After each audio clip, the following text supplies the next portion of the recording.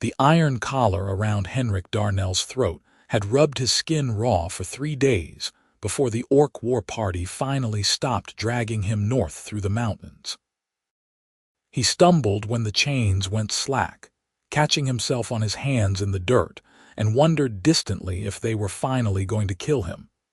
Instead, a shadow fell across him, and when he looked up through the matted strands of his dark hair, he saw her for the first time.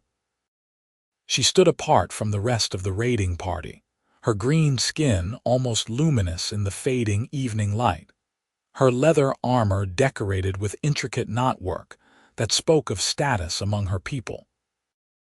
Her tusks were small and smooth, curving delicately from her lower jaw, and her amber eyes studied him with an intensity that made his breath catch in his chest despite his exhaustion.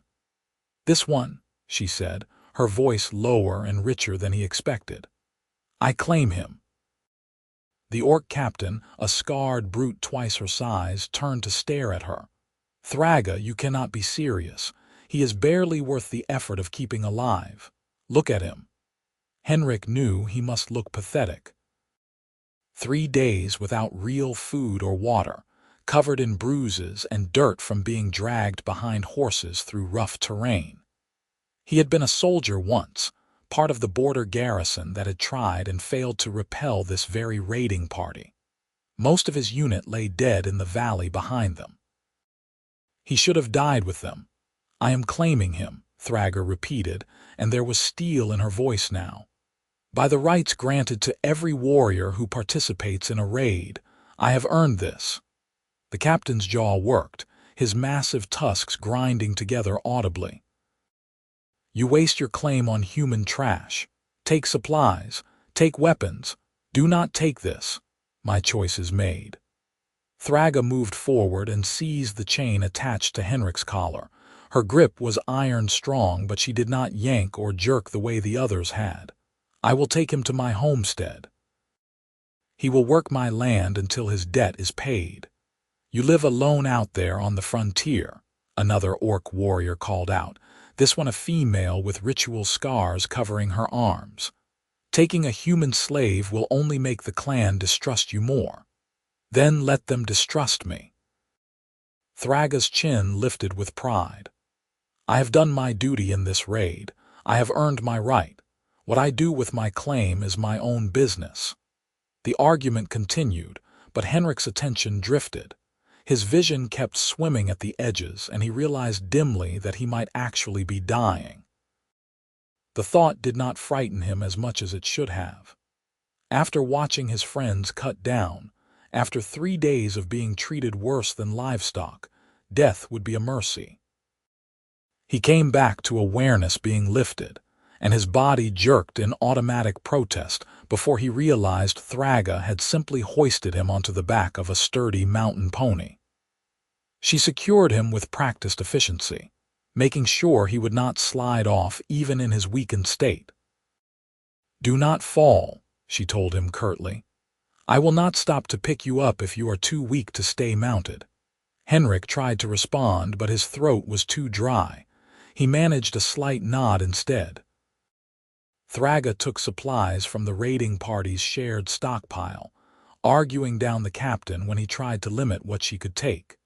She won more arguments than she lost, Henrik noticed. Despite being smaller than many of the other orcs, she commanded respect through sheer force of personality. When she finally mounted her own horse and led his pony away from the camp, several of the orcs called jeering remarks after her in their guttural language. She ignored them all. They rode through the night, and Henrik drifted in and out of consciousness. At some point, Thragga stopped and pressed a waterskin to his lips.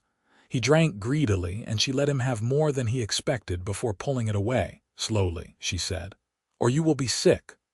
"Why?" he croaked, his voice like broken glass. "Why slowly? Because your stomach. Why claim me?"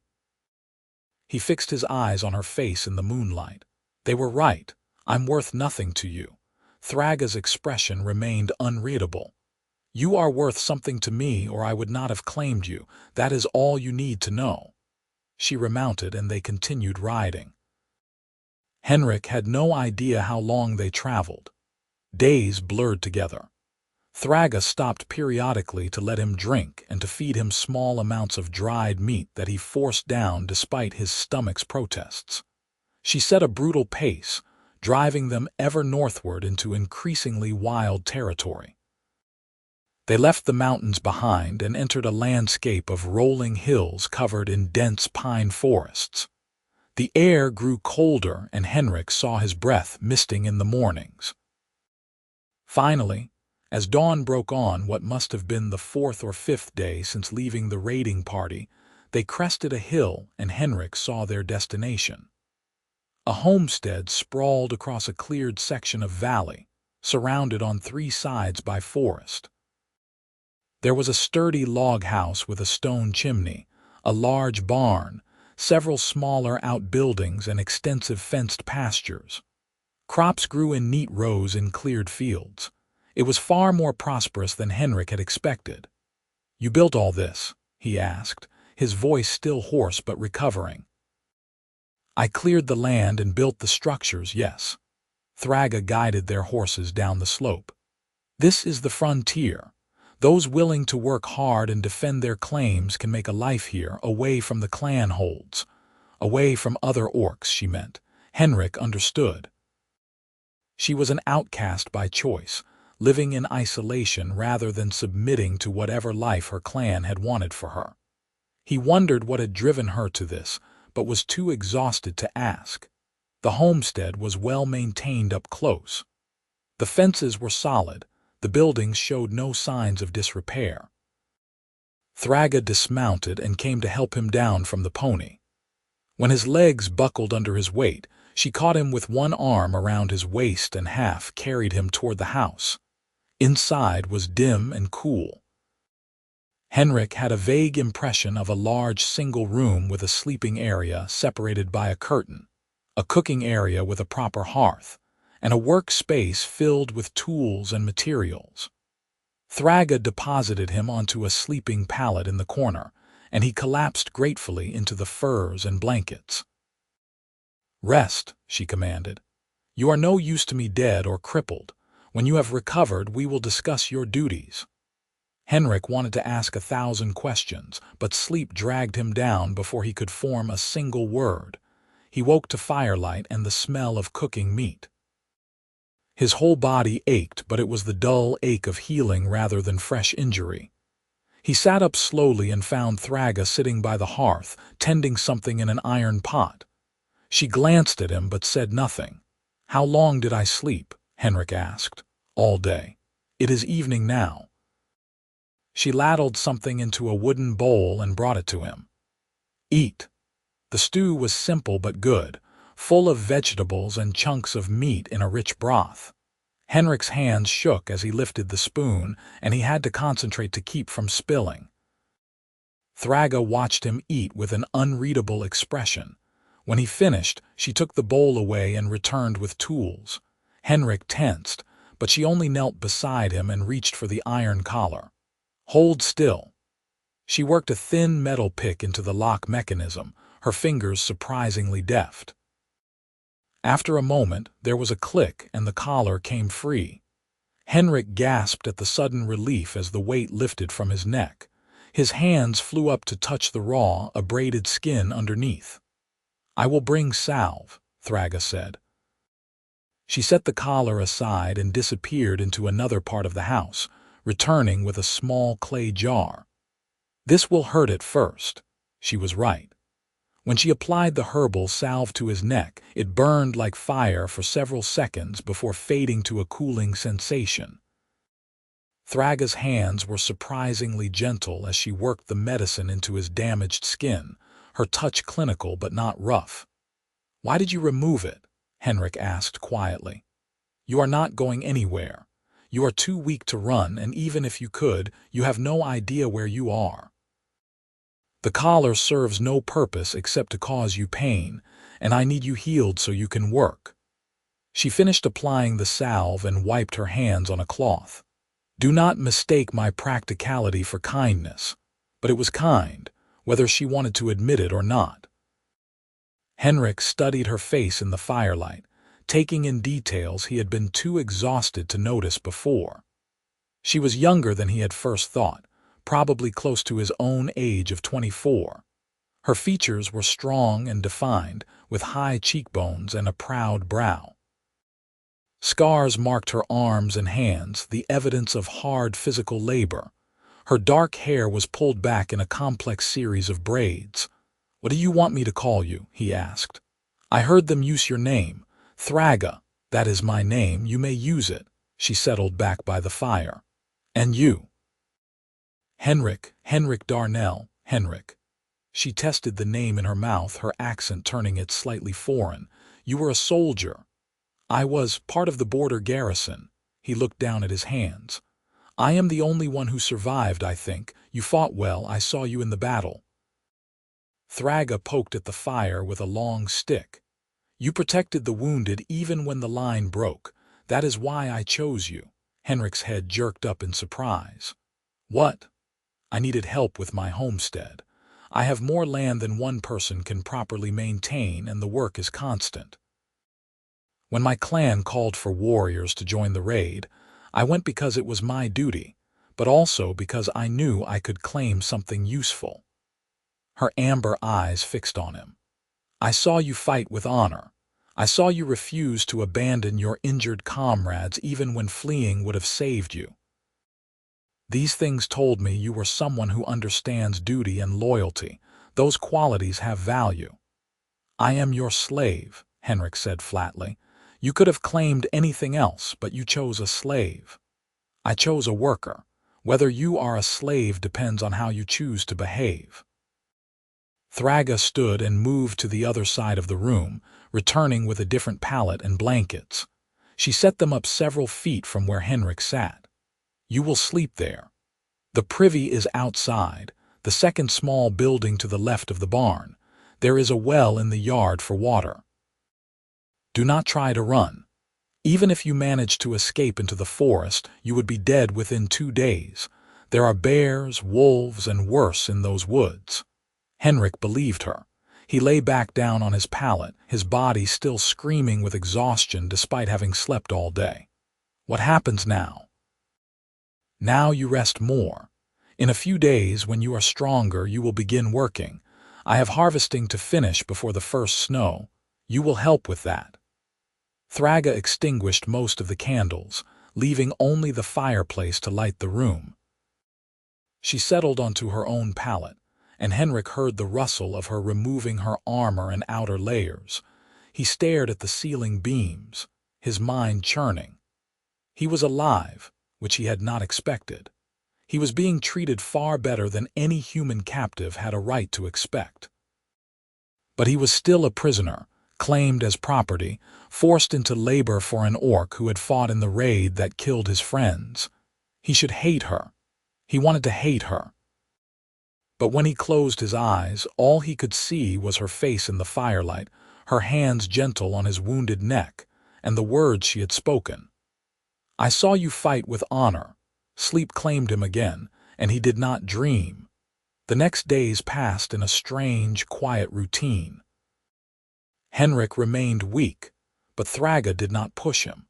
She brought him food 3 times a day, applied salve to his neck morning and evening, and otherwise left him alone.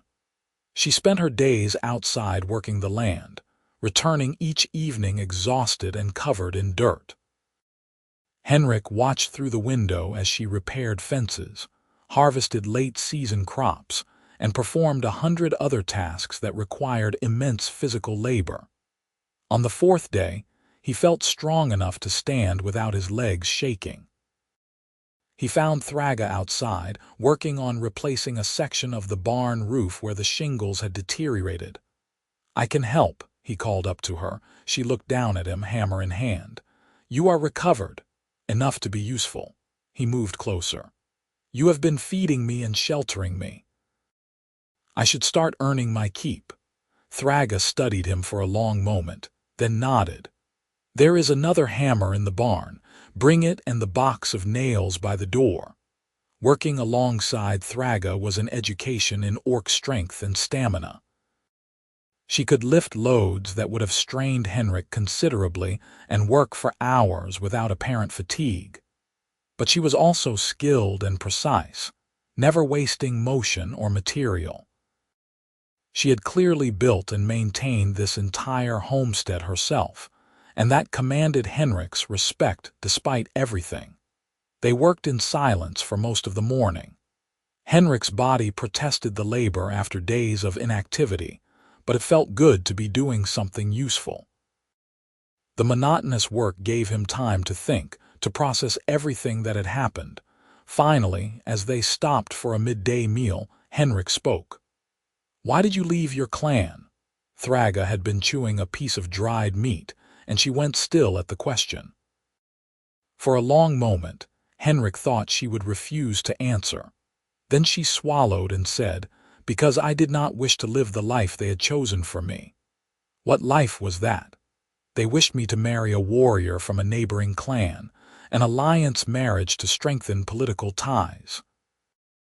Her voice was carefully neutral. "I refused. In our clan, that is a great dishonor. Rather than be forced, I challenged for the right to leave and claim frontier land. I won my challenge. They let me go, but they do not forgive the insult." Henrik absorbed this. "So you have been here alone?" "For 3 years, yes." Thragga stood and brushed crumbs from her leather breeches. "It is better than the alternative."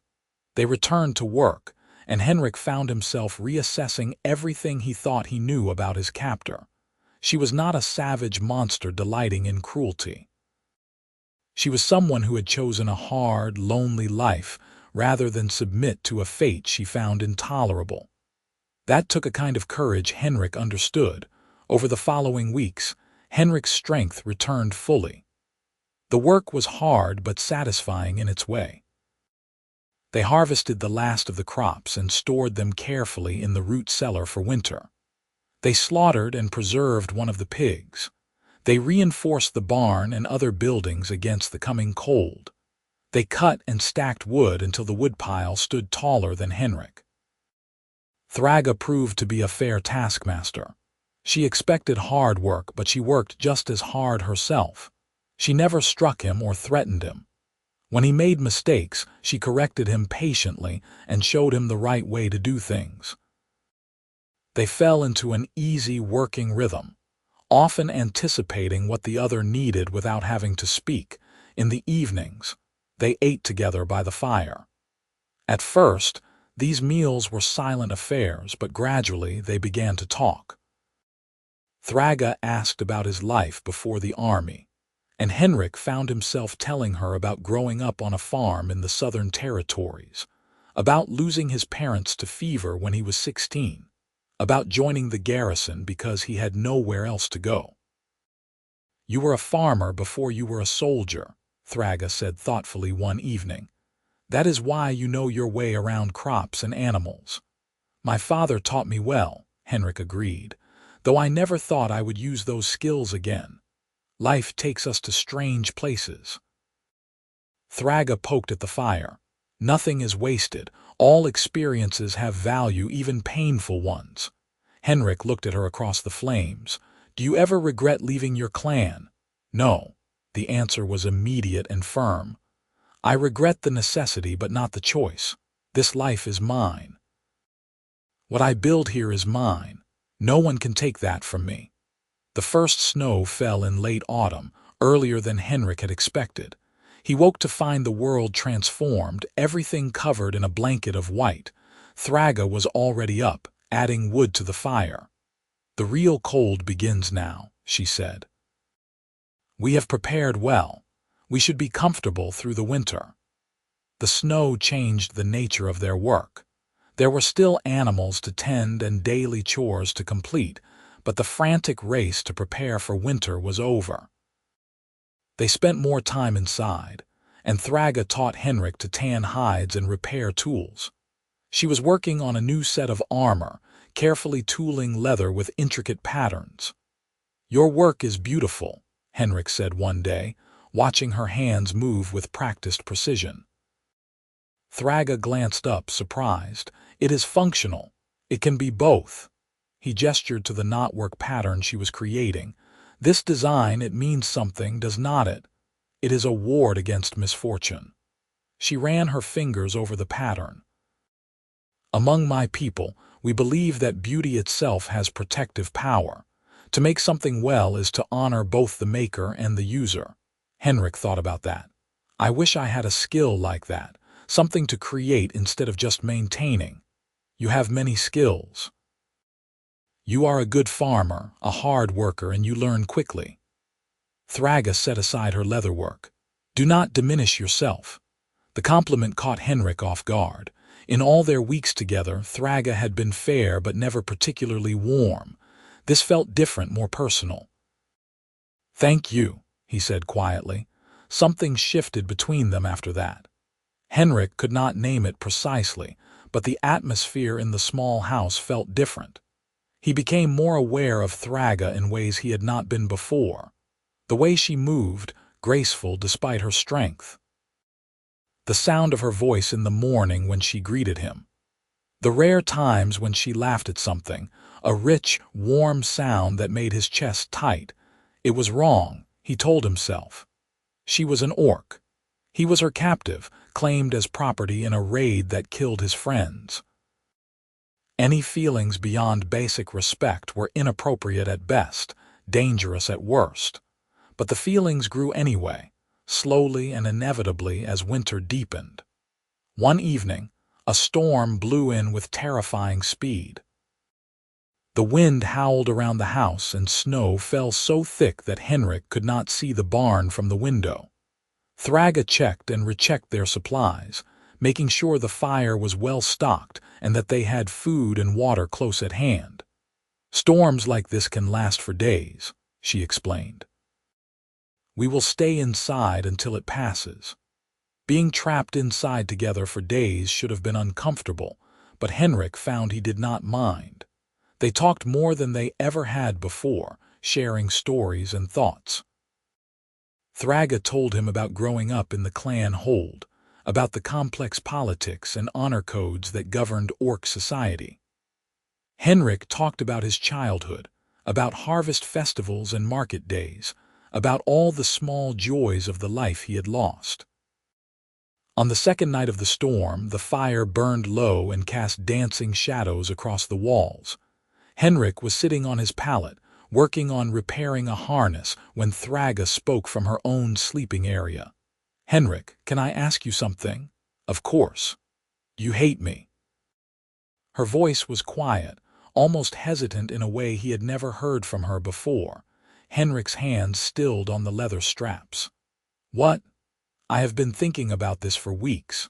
I took you from the battlefield. I claimed you as property. I brought you here and forced you to work for me. Your friends died in that raid." She paused. "Do you hate me for these things?" He should say yes. It would be the sensible answer, the expected answer. Instead, Henrik found himself speaking the truth. "No, I do not hate you." "Why not?" "Because you have been honorable. You have treated me fairly. You removed the collar. You feed me as well as you feed yourself. You work beside me instead of just commanding me." He set aside the harness and looked across the room to where she sat in shadow. "And because I have come to understand that you are not my enemy, even though our people are enemies. You are just someone trying to make a life in a hard world, the same as I was." Silence stretched between them. Then Thragga said, very softly, "Thank you." When the storm finally broke 3 days later, they emerged to find the world buried in snow. It took hours to dig paths to the barn and other outbuildings, to check on the animals and make sure everything had survived the storm intact. Everything was fine. Thragga's careful preparations had seen them through. That night, as they sat by the fire warming themselves, Thragga spoke without looking at him. "I am going to offer you a choice." Henrik's heart began to beat faster. "What kind of choice?" "In the spring, when the passes clear and travel becomes possible again, I will give you supplies and directions to the nearest human settlement. You will be free to leave if you wish." Now she did look at him. her amber eyes reflecting firelight. "But if you choose to stay, you will stay as a free man, not as my captive. You will work the land with me as a partner, and we will share the fruits of our labor equally." Henrik stared at her, stunned. "Why would you offer that?" "Because keeping you prisoner is wrong. I knew it was wrong when I claimed you, but I told myself I was being practical. I needed help, and the raid gave me an opportunity to get it." She looked away. "But I cannot keep lying to myself. You are not property. You are a person who deserves to choose his own path. And if I choose to stay?" Henrik asked, his voice barely above a whisper. "Then we will work this land together, build something here together." Thragga's hands tightened on her knees. "I have been alone for 3 years. I thought I preferred it that way. But having someone to share the work with, to talk with in the evenings, to face difficulties alongside, I did not realize how much I had been missing." Henrik's mind raced. She was offering him freedom. He could return to human lands, try to rebuild a life among his own people. It was everything he should want, but the thought of leaving made his chest ache. Over these months, this isolated homestead had become home. The work had become his work, and Thragga had become far more important to him than he had let himself admit. "I will think about it," he said finally. "You have given me until spring. That is a long time." Thragga nodded, but he could see disappointment flicker across her face before she hid it. "Of course. It is a large decision." Winter deepened, and the world outside became a frozen wilderness. But inside the small house, something warm and fragile was growing. Henrik and Thragga worked together by day and talked long into the night. They laughed together over silly mistakes and fought through problems as a team. The distance that had always existed between them slowly evaporated. Henrik found himself watching Thragga more often. The play of muscles in her arms as she worked, the way she hummed tunelessly when she was concentrating, the rare, brilliant smile that transformed her entire face. He was falling for her, he realized. Had been falling for a while, if he was honest with himself. It should have been impossible. Everything about their situation argued against it. But Henrik had never been good at following rules about who he was supposed to care about. One particularly cold night, Henrik woke to find the fire had burned dangerously low. He got up quickly to add more wood, his breath misting in the frigid air.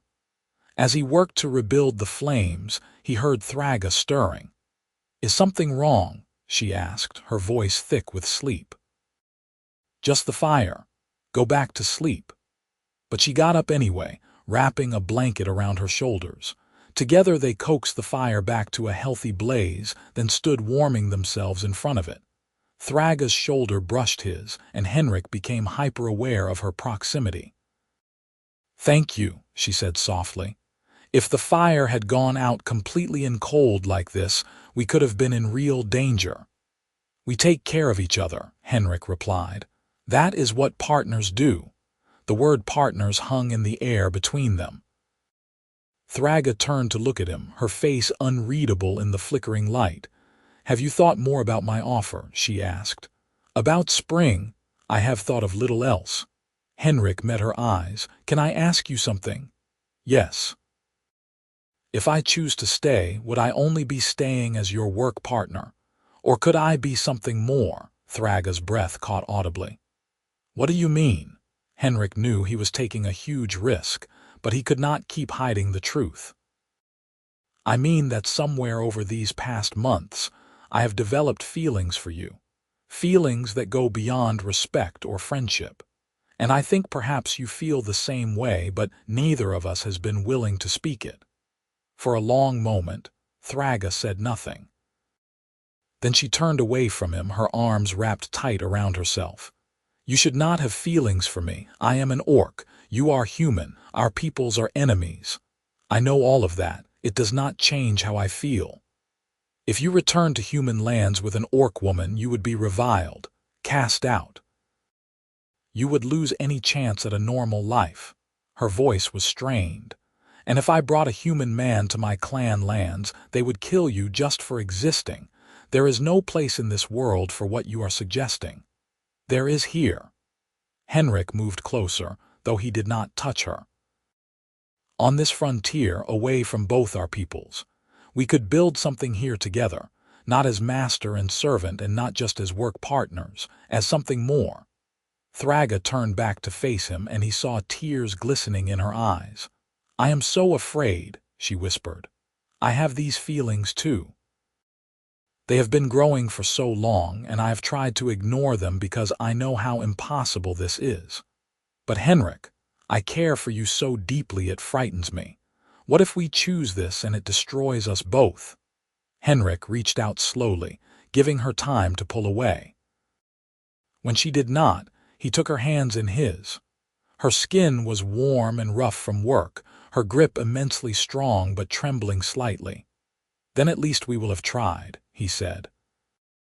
"At least we will have chosen something real and true, instead of living half a life because we were too afraid to reach for what we wanted." A tear spilled down Thragga's cheek, and Henrik reached up to wipe it away with his thumb. She leaned into his touch, her eyes closing. "I want this," she said. "I want you, but I am terrified. So am I." Henrik smiled slightly. "We can be terrified together." Thragga laughed, a broken, wet sound. Then she opened her eyes and looked at him with such intensity it made his breath catch. "If we do this, it cannot be temporary. I could not bear to have you and then lose you." "Then we make it permanent," Henrik said. "When spring comes, I stay, not just for a season but forever. We build this life together and face whatever comes as a united front. You are certain. You truly want to give up everything your people offer to stay here with me." "I am certain." Henrik had never been more certain of anything in his life. "You are what I want. This life with you is what I want. I have nothing waiting for me in human lands except memories and ghosts. Here I have a future. I have you." Thragga made a sound that was half laugh, half sob. Then she pulled him into an embrace, her arms wrapping around him with careful strength. Henrik held her just as tightly, his face pressed against her shoulder, breathing in the scent of her skin and hair. They stood like that for a long time, just holding each other in front of the fire. When they finally pulled apart, Thragga cupped his face in her hands and kissed him. Her tusks made the angle slightly awkward at first, but they figured it out, and then Henrik was lost in the warmth and sweetness of her mouth. The kiss was gentle and searching, full of all the longing they had both been holding back. When they broke apart, both breathing hard, Thragga rested her forehead against his. "Now you are truly mine," she whispered. "Not as a captive or a worker, but as someone who chose me freely. That is worth more than anything." "And you are mine," Henrik replied, "if you will have me." "I will have you." She kissed him again, deeper this time. "I will have you every day for the rest of our lives." They returned to their separate sleeping areas that night, both understanding that they needed to take things slowly, but something fundamental had changed. The house felt different now, charged with new possibility. In the weeks that followed, Henrik and Thragga explored this new territory between them carefully. They held hands while working. They sat close together by the fire in the evenings, Thragga's head on Henrik's shoulder. They stole kisses in quiet moments, learning the shape of each other's mouths, the sounds of each other's pleasure. The physical intimacy was wonderful, but what Henrik treasured even more was the emotional intimacy. Thragga opened up to him in ways she never had before, sharing her fears and dreams, her moments of loneliness and doubt. She told him about her mother, who had died when she was young, and her father who had never understood why she wanted more than the life the clan prescribed.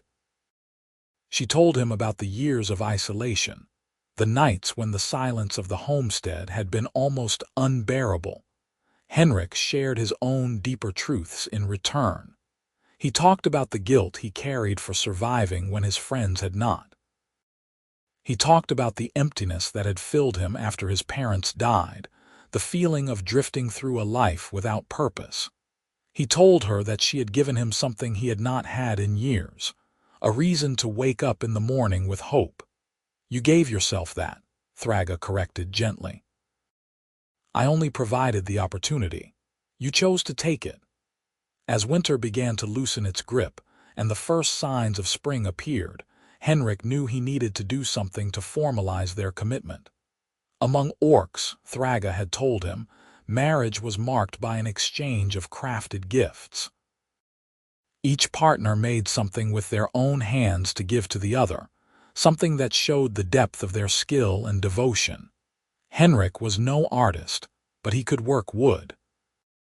In secret, during the hours when Thragga was outside tending to animals or doing other chores, he worked on carving a small chest from a piece of fine oak he had found in the barn. He decorated it with simple but careful patterns, trying to imitate the knotwork he had seen in Thragga's leatherwork. Inside the chest, he placed a carved wooden figure of a woman standing strong and proud, her arms outstretched as if embracing the world. It was meant to be Thragga, though his skill was not sufficient to capture her true beauty. Still, he poured his heart into every cut and groove. Meanwhile, Thragga was working on something of her own, though she tried to hide it from him. Henrik pretended not to notice when she ducked her head over some project whenever he came near, secreting away whatever she was making. The day finally came when the last snow melted, and the pass that led south toward human lands became clear. Henrik stood on the hill overlooking the homestead and acknowledged that this was the moment Thragga had promised him. He was free to leave. He did not want to leave. That evening, as they sat by the fire after completing the day's work, Henrik pulled out the chest he had made. Thragga's eyes widened when she saw it. "What is this? A gift?" Henrik set it in her lap. "Open it." Thragga's hands trembled slightly as she lifted the lid. When she saw the carved figure inside, she made a small sound of surprise. She lifted it carefully, turning it in the firelight. "You made this. For me. For you." Henrik took a deep breath. "Among your people, I know that marriage is marked by an exchange of crafted gifts. I am not sure if a human and an orc can truly marry in any way either of our peoples would recognize. But I wanted to offer you this, as a symbol of my commitment. I am staying, Thragga, not just for a season or a year, but for my whole life. I am choosing you and this life we can build together." Tears were streaming down Thragga's face now. She set the chest aside carefully and reached for something behind her sleeping area. When she turned back, she held a vest made of supple leather, dyed a deep brown and decorated with intricate knotwork patterns. "I made this for you," she said, her voice thick with emotion. "In our tradition, protective garments are often given in marriage to show that each partner will guard and defend the other." She held it out to him. "I have been working on it all winter, hoping that you would choose to stay. Hoping that you would accept me as your partner in all ways." Henrik took the vest with shaking hands. The workmanship was exquisite, far better than anything he could have made. He could see every hour of careful work that had gone into it, every stitch an act of love. "It is beautiful," he whispered. "Try it on." He stood and pulled off his rough work shirt, then let Thragga help him into the vest. It fit perfectly, molding to his body as if it had been made specifically for his form. Of course it had been. Thragga had been watching him for months, learning every line and measurement. "Perfect," Thragga said, running her hands over his shoulders. "You look like you were meant to wear it." "I was meant to wear it, just as you were meant to have that chest and that figure." Henrik pulled her close. "We were meant to find each other somehow. Against all odds and logic, we were meant to be together." Thragga kissed him deeply, and Henrik felt the last pieces of his old life falling away. He was not a soldier anymore. He was not a dispossessed farmer wandering without purpose. He was Thragga's partner, her chosen mate, her husband in every way that mattered. That night, they moved Thragga's sleeping pallet next to Henrik's, creating one large bed. They made love for the first time with a tenderness and passion that left them both shaking. Thragga was careful of her greater strength, always making sure Henrik was comfortable. Henrik marveled at the softness of her skin, the way her body responded to his touch. They learned each other slowly, taking time to discover what brought pleasure, what made each other gasp and moan. Afterward, they lay tangled together under the furs, Thragga's head on Henrik's chest, his fingers running through her unbraided hair. "In the eyes of my people and yours, what we have done tonight makes us outcasts," Thragga said quietly. "There is no going back from this." "I do not want to go back," Henrik replied. "Only forward with you." "Forward, then." Thragga tilted her head to kiss his jaw. "We will make our own traditions, our own rules. This homestead will be our clan, our family." The next morning, Henrik woke to find Thragga already up, standing by the window looking out at the awakening land. He joined her, wrapping his arms around her waist from behind. "What are you thinking about?" he asked. "The future. All the work we need to do now that spring is here. The crops to plant, the animals to tend, the possibility of expanding, perhaps claiming more land to the west." She leaned back against him. "And I am thinking about children." Henrik's heart skipped a beat. "Children, perhaps, someday if you would want that." Thragga turned in his arms. "Human and orc children do happen, though they are rare. They are usually outcasts like their parents. But here, on our own land, they could grow up free. They could be whatever they wanted to be." The image filled Henrik's mind. Small children with green-tinged skin and mixed features, running through the fields, learning to farm and hunt and build. Children who would never have to choose between two hostile peoples, because they would belong to something entirely new. "I would want that," he said. "Very much." Thragga smiled, that brilliant smile that made his heart soar. "Then we have much to look forward to." Spring exploded across the land with almost startling speed. The fields burst into life, the forests turned green, and the world hummed with renewal. Henrik and Thragga worked from dawn to dusk, planting crops and preparing for the growing season. It was back-breaking labor, but they did it together, and that made all the difference. One afternoon, as they were working in the south field, Thragga suddenly stiffened and stared toward the tree line. Henrik followed her gaze and saw movement among the trees. A moment later, 3 orc warriors emerged, heavily armed and wearing clan markings. "Stay behind me," Thragga said quietly, her hand moving to the axe at her belt. "No." Henrik moved to stand beside her instead. "We face this together, remember?" The warriors approached slowly, their expressions hostile. The leader, a massive male with ritual scars covering half his face, stopped a dozen feet away. "Thragga," he said in the orc tongue, which Henrik had learned enough of to understand. "We have heard disturbing rumors. We came to see if they were true." "What rumors?" Thragga's voice was steady, but Henrik could feel the tension in her body. "That you have taken a human as a mate, that you share your home with the enemy." The warrior's lip curled in disgust. "We did not want to believe it.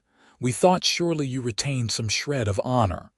"I have honor," Thragga replied coldly. "More honor than those who would dictate who I can and cannot care for. You disgrace yourself and your clan." One of the other warriors spat on the ground. "To lie with a human is an abomination." Henrik felt anger rising in his chest, but Thragga squeezed his hand in warning. "You have no authority over me," she said. "I left the clan. I won my right to this land and to make my own choices. What I do here is my business alone. Not when it brings shame on all of us." The scarred warrior took a step forward. "We could kill you both right now, end this disgrace. You could try." Thragga's hand tightened on her axe, but I am no easy prey and neither is my mate. You might kill us, but you will pay a heavy price." "And for what?" "To enforce rules that have no meaning out here on the frontier." The warriors looked at each other uncertainly. Finally, the leader spoke again. "You have one chance, Thragga. Send the human away. Return to proper orc ways. Do this, and we will pretend we never saw this shameful situation." "No." Thragga's answer was immediate and absolute. "Henrik is my chosen mate, my husband in all ways that matter. I will not send him away, not for you or anyone. If you cannot accept that, then you have no business on my land." The scarred warrior's hand moved to his weapon, and Henrik tensed, ready to fight. But then another voice called out from the trees. "Enough!" An older orc woman emerged from the forest, her face lined with age but her bearing still proud. She wore the markings of a clan elder, and the three warriors immediately stepped back deferentially. "Elder Murga," Thragga breathed, surprise and something like fear crossing her face. The elder approached, her keen eyes moving between Thragga and Henrik. When she spoke, it was in heavily accented but understandable human language. "You are Henrik, yes, I am." Henrik met her gaze steadily, refusing to show fear. "And you have chosen to mate with Thragga, knowing that it means exile from your people." "I have." "Gladly." The elder studied him for a long moment, then turned to Thragga. "I have watched you from afar these 3 years, child. I have seen the homestead you built, the life you carved from wilderness. I have seen your skill and your determination." She paused. "And I have wondered if perhaps you were right to choose your own path." Thragga's eyes widened. "Elder, our ways are old and there is wisdom in them, but there is also stubbornness and blindness." Murga gestured to the homestead. "You have proven that a lone orc can survive and thrive in the wild places. Perhaps you are now proving that an orc and a human can do the same together." "You cannot mean to approve of this," the scarred warrior protested. "It goes against everything we believe." "What I approve or disapprove matters less than what is true," Murga replied sharply. "The truth is that Thragga won her right to leave. The truth is that what she does on her own land is not our concern. And the truth is that the old hatreds have cost both our peoples dearly." She looked at Henrik and Thragga standing side by side. "Perhaps it is time for something new." She reached into a pouch at her belt and pulled out 2 small carved stones, each inscribed with intricate symbols. "These are blessing stones, used in traditional orc marriages. I give them to you now, Thragga and Henrik, as recognition of your union. May your home be strong, your harvests plentiful, and your partnership enduring." Thragga accepted the stones with trembling hands, tears streaming down her face. "Thank you, Elder. You do not know what this means." "I know exactly what it means." Murga's weathered face softened into something almost like a smile. "It means you are not alone. It means that at least one member of your old clan wishes you well." She turned to the warriors. "We leave now. Thragga and her human mate are not to be disturbed. I will make this clear to the clan council." The warriors looked mutinous, but did not argue with an elder. They turned and disappeared back into the forest, Murga following at a more stately pace. Before she vanished into the trees, she looked back once and nodded to Thragga. When they were alone again, Thragga collapsed to her knees, sobs shaking her body. Henrik knelt beside her and pulled her into his arms, holding her as she cried. "It is all right," he murmured. "They are gone. We are safe." "She blessed us," Thragga choked out. "An elder of my clan blessed our union. I never thought, I never imagined. I know." Henrik kissed her forehead, her cheeks tasting salt from her tears. "But she did. She sees what we have built here. She understands." They stayed like that for a long time, kneeling in the field they had planted together, holding each other under the spring sun. Finally, Thragga pulled back and looked at the blessing stones in her hand. "These are sacred," she said. "They are usually placed at the entrance to a married couple's home to bring good fortune and protection." She looked up at Henrik. "Will you help me place them?" "Of course." They walked back to the house hand in hand. Together, they chose a spot on either side of the door and carefully embedded the blessing stones, making sure they were secure. When they stepped back, Henrik felt a sense of completion, as if something that had been missing was now in place. "Now it is truly official," Thragga said softly. "Now we are married by both the traditions of my people and the choice of our own hearts." Henrik pulled her close and kissed her deeply. "Now you are truly mine," he whispered against her lips, echoing the words she had spoken to him months ago by candlelight. "And I am truly yours." The summer that followed was the happiest time of Henrik's life. The crops grew strong and healthy. The animals thrived. The homestead expanded as they built additional structures and claimed more cleared land. They worked from sunrise to sunset, but the work was satisfying in a way Henrik had never experienced before. More importantly, their relationship deepened and strengthened. They learned each other's rhythms, each other's needs. They argued sometimes, over small things like how to organize the storage or whether to plant wheat or barley in the north field.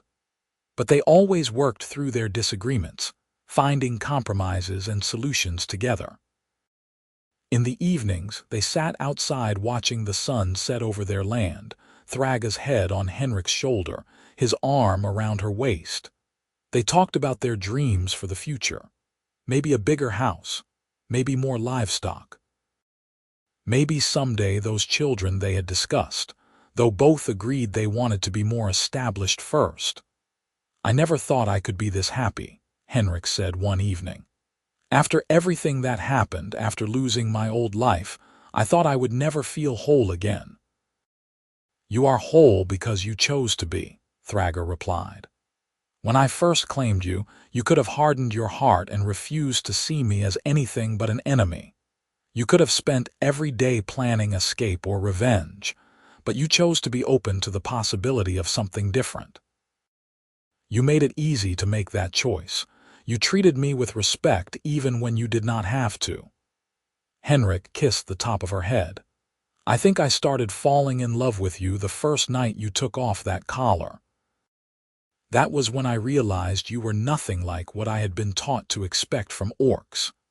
And I started falling in love with you when I saw you protecting the wounded in that battle." Thragga tilted her head to look up at him. "I saw your courage and your compassion, and I knew I wanted you in my life somehow. I told myself it was just because I needed help with the farm, but I was lying to myself even then." They sat in comfortable silence as stars began to appear in the darkening sky. An owl called from the forest, and somewhere in the distance, a wolf howled. The sounds that had once seemed threatening to Henrik now felt like part of home. As autumn approached and it was time to harvest their crops, they had an unexpected visitor. Henrik was in the field cutting wheat when he heard Thragga call out a warning. He turned to see a human man approaching on horseback, wearing the colors of a merchant caravan. Henrik's hand went to the knife at his belt, but the man raised his hands in a gesture of peace. "I mean no harm," he called. "I am just a trader seeking to expand my route into these frontier regions." Thragga joined Henrik, her axe prominently displayed at her side. "This is private land," she said in thickly accented human language. "You should keep moving." The merchant's eyes widened as he took in the sight of a human and an orc standing together, clearly unified. "I apologize for intruding. I did not realize this homestead was occupied by both peoples." "It is occupied by a married couple trying to harvest their crops in peace," Henrik said firmly. "Is there something you need, or should we point you toward the nearest road?" The merchant shifted in his saddle, looking uncomfortable. "I will be honest with you. I am scouting this area to establish a new trade route between the human settlements to the south and some of the more isolated orc holds to the north. The clan councils have agreed to allow trade as there are goods both peoples need. That is ambitious, Henrik said, and difficult. There is a lot of hostility to overcome. I know. That is why I am looking for safe stopping points along the route, places where my caravans can rest and resupply. The merchant looked around at the prosperous homestead. This would be an ideal location, right at the midpoint of the journey. And if you are already successfully bridging the divide between human and orc, perhaps you could serve as neutral ground. Henrik and Thragga exchanged glances. We would need to discuss this, Thragga said carefully. Of course. I will camp a respectful distance away and return tomorrow for your answer. The merchant tipped his hat and rode off. That evening, Henrik and Thragga debated the merchant's proposal. There were risks to opening their isolated home to outside contact, but there were also opportunities. If trade caravans start moving through this region, it would mean we could sell our excess crops and buy supplies we cannot make ourselves, Henrik pointed out. It would make life easier. It would also mean more people knowing about us. More chances for someone from either of our peoples to cause trouble. Thragga poked at the fire. We have been safe here because we are isolated. That would change. True. But the world is changing anyway. The elder from your clan knew about us. This merchant found us. We cannot hide forever. Henrik took her hand. And maybe we could do some good. Show people that humans and orcs can coexist peacefully, perhaps even prosper together. Thragga was quiet for a long time. Then she squeezed his hand and nodded. You are right. We cannot hide from the world forever. And if we are going to face it, we might as well do it on our own terms. The next day, they told the merchant they would agree to serve as a way station for his caravans, with strict conditions. No large groups, no weapons drawn on their property. Respect for both the human and orc aspects of their household.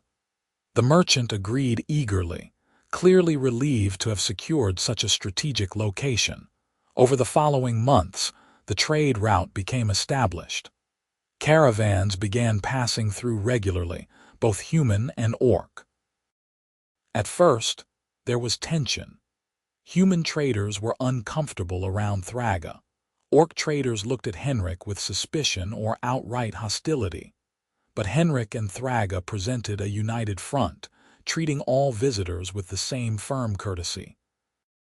Gradually, their homestead became known as neutral ground, a place where old hatreds were set aside in favor of practical commerce. Traders began to request specifically to stop at the mixed couple's farm as it became known. Some brought news from both human and orc lands. A few brought gifts as thanks for their hospitality. One evening, a human trader named Marcus lingered after his caravan had moved on. Can I ask you something personal? He said to Henrik. You can ask. I may not answer. Marcus gestured to Thragga, who was feeding the pigs. How did this happen? How did you end up with an orc woman? Henrik considered his answer carefully. She saved my life in a way, and I chose to see her as a person rather than as a monster. Everything else grew from that choice. But do not your people shun you? Do not humans see you as a traitor? Probably. I do not know, since I have not returned to human lands. Henrik met the trader's eyes. But I have something here that I never had in the human settlements. I have a home, a partner who respects me. Work that matters. Why would I give that up to return to a place where I was just drifting without purpose? Marcus shook his head wonderingly. You are braver than I am. I do not know if I could choose as you have. Maybe, or maybe I just got lucky enough to find someone worth choosing. Henrik smiled. Either way, I do not regret it. As winter approached again, Completing a full year since that first spring when Henrik had chosen to stay, Thragga made an announcement that filled Henrik's heart with joy and terror in equal measure. "I am with child," she said simply one evening. Henrik's hands went numb. "Are you certain?" "I am certain. I have all the signs. The sickness in the mornings, the tenderness, the tiredness." She placed a hand on her stomach. "There is a baby growing inside me, our baby." Henrik crossed the room in 2 strides and pulled her into a careful embrace. "This is wonderful. Terrifying, but wonderful," Thragga laughed. "I feel the same way.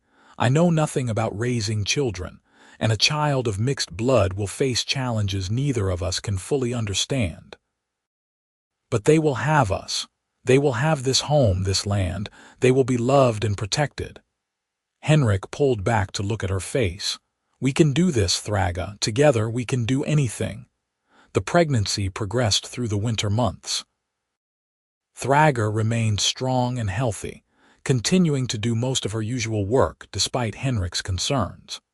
She insisted that orc women were built for endurance and that the exercise was good for both her and the baby. As her belly swelled, Henrik found himself overwhelmed with love and protectiveness.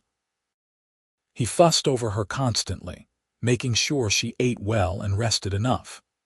Thragga tolerated his hovering with good humor, only occasionally telling him to back off when he got too overbearing. They prepared together for the baby's arrival. Henrik built a cradle from smooth pine wood, carefully sanding every surface until it was perfectly smooth.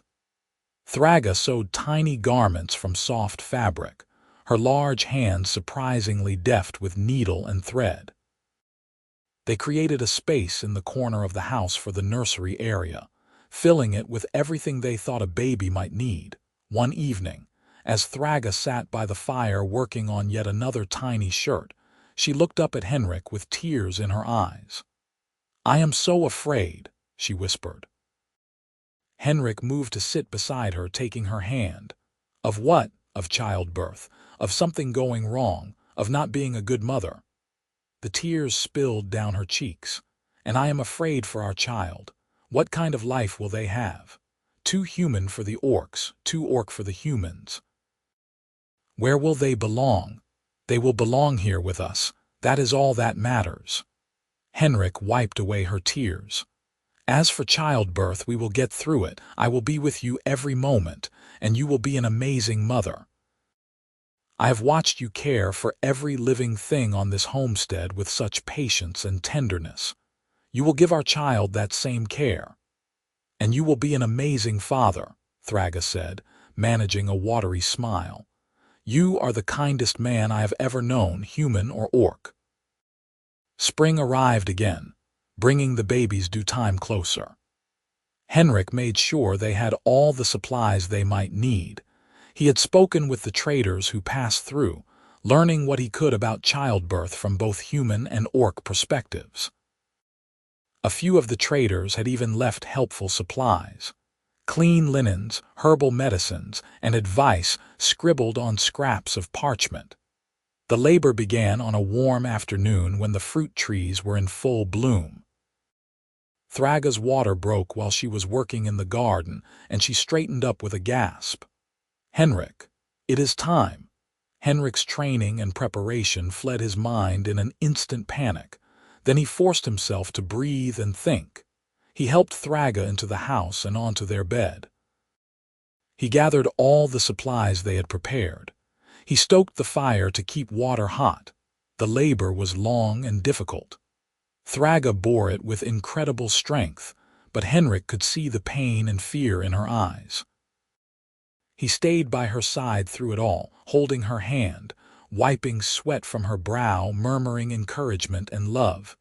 "You can do this," he told her over and over. "You are the strongest person I know. You can do this." As night fell and the room was lit only by candles and firelight, Thragga gave a final tremendous push, and the baby slid into Henrik's waiting hands. For one terrifying moment, the infant was silent and still. Then it drew breath and let out a loud, indignant wail. "It is a girl," Henrik said, tears streaming down his face as he carefully cleaned and wrapped the baby. "We have a daughter." He placed the baby in Thragga's arms and watched as his wife's face transformed with wonder and love. The baby had green-tinged skin, lighter than Thragga's but darker than any human. Her ears were slightly pointed. She had no visible tusks, but her features were a perfect blend of both her parents. "She is beautiful," Thragga whispered, tracing a finger down their daughter's tiny face. "She is perfect, just like her mother." Henrik kissed Thragga's forehead, then carefully kissed his daughter's head. What should we name her? They had discussed names for months but had never quite decided. Now, looking at their daughter's face, Thragga said, "Hope. Her name is Hope. Because that is what she represents. Hope for a better future where human and orc can truly be together." "Hope," Henrik repeated, testing the name. It felt right. Hope Darnell. The first months of Hope's life were exhausting and wonderful in equal measure. She was a healthy baby, strong and loud when she wanted something. She had Thragga's stamina and Henrik's curiosity, a combination that meant she rarely slept for long stretches, but watching her grow and change was magic. Every new expression, every tiny development was a miracle.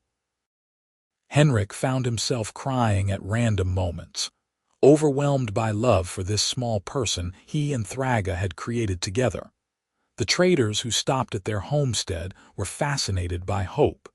Most had never seen a child of mixed heritage before. Some looked at her with wonder, others with barely concealed disgust. Henrik and Thragga protected their daughter fiercely from any negativity, making it clear that disrespect toward Hope would not be tolerated. One trader, an older orc woman named Shrak, held Hope gently and said, "This little one is the future. Not human, not orc, but something new. Something that belongs to itself." She looked at Henrik and Thragga. "You have created something extraordinary. Protect her well." "We will," Thragga promised. "With our lives if necessary." As Hope grew from infant to toddler, she proved to be a delightful child. She had Thragga's fierce determination and Henrik's gentle nature. She learned to walk early, stumbling around the homestead with fearless enthusiasm. She learned to talk in a mix of human language and orcish words, creating her own hybrid tongue that perfectly reflected her heritage. Henrik and Thragga taught her everything they knew. Henrik showed her how to plant seeds and tend crops. Thragga taught her to identify plants in the forest and to move quietly through the trees. They both instilled in her a deep love of the land they had built together. One evening, when Hope was 3 years old, she was playing by the fire while Henrik and Thragga prepared dinner. Out of nowhere, she asked, "Why do I look different from other people?" Henrik and Thragga exchanged glances. They had known this question would come eventually. Henrik knelt down to Hope's level. "You look different because you are special," he said. "Your mama is an orc and I am a human. You are both, which makes you unique." "Is that good?" Hope's amber eyes, so like her mother's, were serious. "It is very good," Thragga said firmly. She came to join them, sitting cross-legged on the floor. "You have the best of both your parents. The strength and courage of orcs, the compassion and creativity of humans. You can belong to both worlds or create your own world entirely." "Will other people like me?" The question pierced Henrik's heart. "Some will, some will not. People can be foolish sometimes, judging others for being different." He touched his daughter's cheek gently. "But the people who matter, the people who are worth caring about, will see how wonderful you are. And you will always have us. We love you more than anything in this world." Hope thought about this for a moment, then nodded solemnly. "Okay. I love you too, Papa, and you, Mama." She went back to playing with her wooden toys, apparently satisfied with the answer. Thragga and Henrik looked at each other over their daughter's head, both thinking the same thing. The world would not always be kind to Hope, but she would have a strong foundation of love and belonging to sustain her. That would have to be enough. Years passed in a rhythm of seasons and growth. The homestead prospered. They added more land, more animals, more crops. The trade route continued to thrive, and their way station became known as one of the most reliable on the frontier. Henrik and Thragga's reputation grew. They were the couple who proved that humans and orcs could build a life together, could create something lasting and real. Hope grew into a bright, curious child, then a strong-willed adolescent. She inherited her parents' work ethic and their determination. She also inherited their compassion, showing kindness to all the travelers who passed through, regardless of whether they were human or orc. When Hope was 10, something remarkable happened. A young human boy and his orc mother appeared at the homestead, looking exhausted and frightened. They had run away from a human settlement where the mixed family had faced persecution and threats. "We heard there was a place where humans and orcs lived together," the mother said, her voice desperate. "A safe place. Please, can we stay here even just for a little while?" Henrik and Thragga exchanged glances. Their small homestead had become something more than they had ever imagined. A beacon of hope for others like them. "You can stay as long as you need," Thragga said. "We have a spare building you can use. It is not much, but it is solid and warm." The family stayed for several weeks, recovering from their ordeal. The boy, who was close to Hope's age, became fast friends with her. They played together and shared stories about what it was like to be caught between two worlds. When the family finally moved on, traveling north to establish their own homestead, the mother clasped both Henrik and Thragga's hands. "Thank you for showing us that this is possible, that we can make a life despite everything working against us. Thank you for reminding us that what we have built matters beyond just ourselves," Henrik replied. After that, others came. Not many, but enough that Henrik and Thragga knew they had created something important. Their homestead had become a symbol, a place where the old hatreds could be set aside and something new could take root. On the night of their 10th anniversary, measured from that spring evening when they had exchanged gifts and committed to each other, Henrik and Thragga sat outside under the stars. Hope was asleep inside, and the homestead was peaceful in the warm summer darkness. "You ever regret it?" Henrik asked quietly. "Claiming me that day, everything that came after." Thragga turned to look at him, her face illuminated by starlight. "Never, not for a single moment." She took his hand, lacing their fingers together. "You are the best choice I ever made, Henrik Darnell. You and our daughter and this life we have built, I would not change any of it. Neither would I." Henrik lifted her hand to his lips and kissed it gently. "That night when you knelt over me by candlelight, when you whispered that I was truly yours, I do not think either of us understood what we were beginning. We were just two people trying to find our way. And now we have found it." Thragga leaned her head on his shoulder. "We have found our way home." They sat together in comfortable silence, watching the stars wheel slowly overhead. In the distance, a night bird called and the wind rustled through the crops they had planted together. Inside the house, their daughter slept peacefully, dreaming of a future that would be kinder than the past. Henrik thought back to the day he had been captured, dragged in chains, certain his life was over. He had been so wrong. His life had not ended that day. It had begun. Everything before had been prologue, preparation for the moment when Thragga would choose him, and he would choose her in return. From death and defeat had come life and love.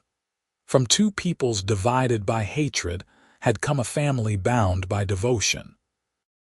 From the ashes of war had grown a peace that was still fragile, still imperfect, but undeniably real.